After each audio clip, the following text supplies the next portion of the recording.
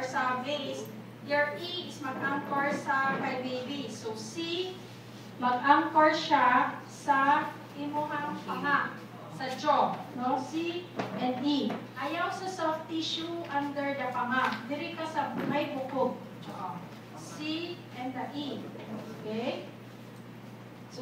So divide na to 3, mag-3 muna ta ka kuan, tanawin mo chest rise, o diba? May chest rise. So, meaning, tama yung seal, tama yung position. So, ang counting ni mo, breathe 2, 3, breathe 2, 3. So, bantayan ninyo, ang common mistake is breathe 2, 3. Breathe 2, 3. Huwag mabuhian. So, pag breathe, buhi. Ha? Breathe, buhi. Breathe, buhi. So, breathe 2, 3.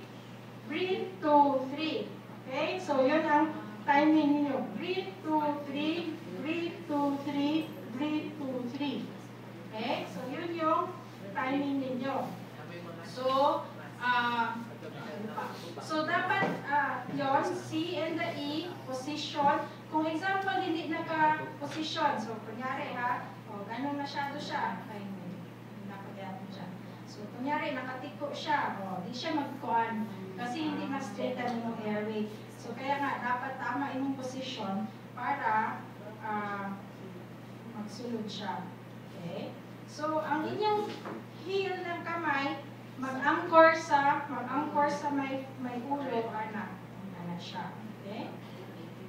Pero be gentle na, kasi tuot na ninyo ka.